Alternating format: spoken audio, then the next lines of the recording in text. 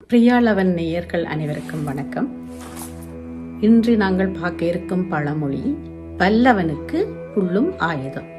இந்த பழமொழியை இன்று வரை நாங்கள் பல பேர் பயன்படுத்தி கொண்டு வருகிறோம். ஆனால் அந்த பழமொழி எங்கு உருவாகி இருக்கிறது என்று தெரியுமா? இது ராமாயண கதையில் இருந்து உருவாகியது. இதுக்கு ஒரு சிறுகதையும் ராமாயணத்தில் இருக்கிறது. சீதையும் ராமனும் தனியாக ஒரு வனத்தில் பேசிக்கொண்டு இருக்கிறார்கள். இருவரும் அந்யோன்யமானவர்கள், மிகவும் அன்பு கொண்டவர்கள். ஆகவே மிக நெருக்கமாக அவர்கள் இருந்து பேசிக்கொண்டிருக்கிறார்கள். அப்பொழுது அவர்கள் அருகில் இருந்த ஒரு மரத்தில் ஒரு பறவை உண்டு. அவர்கள் இருவரையும் உரையாட விடாமல் சத்தம் போட்டுக் கொண்டு இருக்கிறது. அந்த சத்தத்தை தாங்க முடியாத ராமன் என்ன செய்கிறார் என்றால், வில்லை எடுக்கிறார். எப்பவுமே ராமனிடம் வில் இருக்கும், ஆனால் அவரிடம் அம்பு இருக்கவில்லை. அப்பொழுது என்ன செய்கிறார் என்று சொன்னால், அருகில் இருந்த ஒரு புல்லை எடுத்து அந்த அம்பாக பயன்படுத்தி அந்த வில்லை அவர் செலுத்துகிறார்.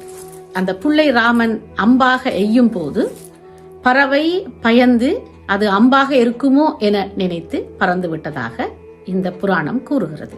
இதிலிருந்து நீங்கள் எடுத்துக்கொள்ள வேண்டிய விடயம் என்னவென்றால், நாம் திறமசாலியாக இருந்தால் எங்களிடம் பெரிய பெரிய விடயங்கள் எல்லாம் இருக்க தேவையில்லை.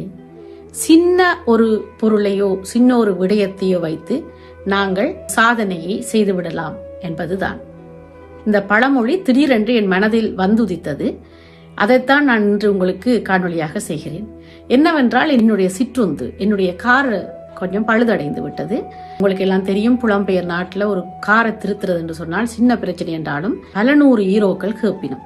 பக்கத்தில் இருக்கிற எல்லா கராஜ்டையும் நான் கொண்டே இந்த காரை திருத்துறதுக்கு வழி கேட்கும் போது கிட்டத்தட்ட எனக்கு 500 ஈரோக்கு மேல எனக்கு சொல்லிச்சுன்னா, இதை திருத்துறதுக்கு 500 ஈரோ ஆகும்.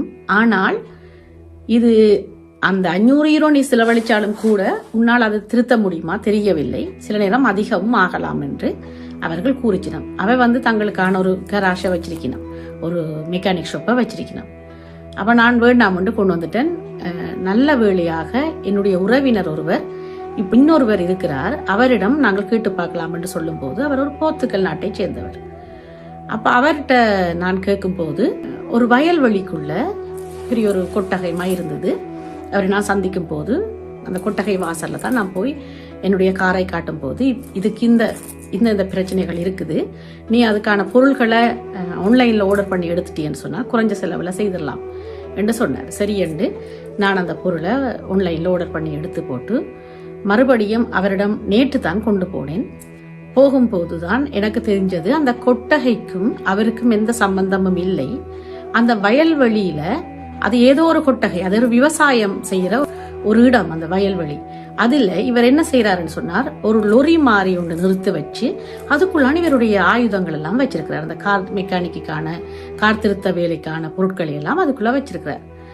அதுதான் அவருடைய கராஜ், அதுதான் அவருடைய அந்த மெக்கானிக் ஷாப். உடனே எனக்கு அந்த வந்த பழமொழி இந்த பழமொழி தான், வல்லவனுக்கு புல்லும் ஆயுதம். அவர் தன்னுடைய பணத்தை செலவழிச்சு, சிலவள பண வசதியும் இல்லாமல் இருக்கலாம், அல்லது இந்த நாட்டு சட்டத்திட்டப்படி அவர் கராஜ் திறக்கிறதுக்கான வழி இல்லாம இருக்கலாம். ஆனாலும் தன்னிடம் இருக்கும் திறமையால அவர் அந்த கராஜ அப்படி ஒரு லொரி ஒன்றுக்குள்ள பொருட்களை மட்டும் வைக்கிறதுக்காக வச்சுக்கொண்டு அந்த வெளியிடத்துல கார்களை திருத்துறதுக்காக அவர் செய்யறார். உண்மையிலேயே எனக்கு ஆச்சரியமா இருந்தது. எங்களுடைய ஊர்ல இப்படியெல்லாம் செய்பவர்களை நான் பார்த்திருக்கிறேன். ஏனென்று சொன்னால், நாங்கள் எப்பொழுதுமே இருப்பதை வைத்து மகிழ்வதை அதிகம் விரும்புபவர்கள். மற்றது இருப்பதை வைத்து நாங்கள் செயல்களை செய்வது அதிகம். எங்களுடைய மூதாதைகள் அப்படி எங்களுக்கு கற்றுக் கொடுத்துக்கிறார்கள், இருப்பதை வைத்து நீ வாழ்ந்து கொள் என்று சொல்லி. ஆனால் வெளிநாடுகளில் எல்லாம் அப்படி இல்லை. ஒரு வேலை செய்வதென்றால் அவர்களுக்கு 10,000 பொருட்கள் தேவைப்படுகிறது. நீங்கள் நம்ப மாட்டீங்க, ஒரு சின்ன தையல் வேலை செய்வதென்றால் கூட அவர்களுக்கு கத்திரிக்கோள், ஊசியை தவிர அந்த நூல் அவுக்கிறது, அப்படியான சின்ன சின்ன சின்ன சின்ன பொருட்கள் கூட அதிகம் இவர்கள் வாங்கி வச்சுதான் செயல்படுவார்கள். இப்படித்தான் செய்யணும், இப்படித்தான் என்று சொல்லி ஒரு கட்டுப்பாடு, ஒரு ஒழுக்கத்தை இவர்கள் வச்சிருக்கார்கள். அதாவது ஒழுக்கமா கட்டுப்பாடான்றதை விட அப்படி வச்சுத்தான், அந்த பொருட்களை வச்சுத்தான் நாங்கள் செயல்படலாம் என்ற ஒரு எண்ணப்பாட்டுக்குள்ள இவர்கள் வந்து விட்டார்கள். ஆனால் நேற்று அந்த மெக்கானிக் என்ன மிகவும் ஆச்சரியத்துல கொண்டு வந்து விட்டார். ஒரு அரை மணி நேரம் இருக்கும். நான் வாங்கி கொண்டு போன பொருள் சரியாக இல்லை என்ற ஒரு எண்ணப்பாடு அவருக்கு இருந்தது. ஆனாலும் எனக்கு அவரை பார்த்தவுடன் மனதில் ஒரு நம்பிக்கை இருந்தது, எப்படியும் இவரின் காரை திருத்தி கொடுத்துடுவார் என்று.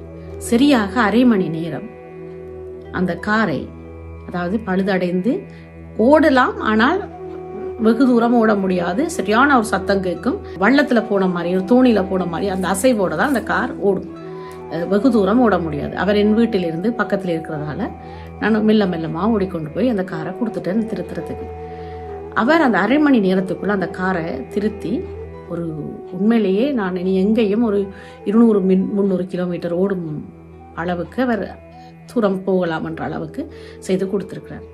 ஆகவே நாங்கள் எல்லாரும் என்னத்துக்கு பின்வாங்கி இருக்கிறோம் என்று சொன்னால், எங்களிடம் வல்லமை இருக்கா என்று பார்க்காமல் நாங்கள் செயல்பட வேண்டியதற்கான பொருட்கள் எங்களுக்கு வேணுமென்றதை எதிர்பார்த்து எங்களுடைய வாழ்நாளை கழிச்சிடுறோம். எங்களிடம் வல்லமை இருந்தால், திறமை இருந்தால், இருக்கும் பொருளை வைத்தே இன்றே நாங்கள் ஒரு தொழிலையோ ஒரு செயலையோ நிச்சயமாக செய்திடலாம். சமையல் கூட எங்களுடைய அந்த காலத்து அம்மாக்களை நினைத்து பாருங்கள். இங்கி இருக்கும் அளவுக்கு அடுப்படிக்குள்ள அத்தனை பொருட்கள் அங்கு இருப்பதில்லை அந்த காலத்துல.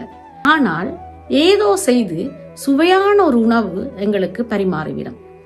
அது அவர்களுடைய திறமை. என்னால் செய்ய முடியும், இருப்பதை வைத்து நான் செய்து விடுவேன் என்று. அதுதான் திறமை. இருப்பதை வைத்து செய்வதுதான் திறமை. வல்லவனுக்கு புல்லும் ஆயுதம். இந்த பழமொழி ஒரு பழமொழியாக மட்டும் உங்களுக்கு இருக்காமல், உங்களுடைய வாழ்க்கைக்கு ஊக்கப்படுத்தும் ஒரு முதுமொழியாக, புதுமொழியாக இருப்பின் அது எனக்கு மகிழ்ச்சியை தரும். அதுவரை உங்களிடமிருந்து விடைபெறுகிறேன். உங்கள் பிரியாளவன். நன்றி, வணக்கம்.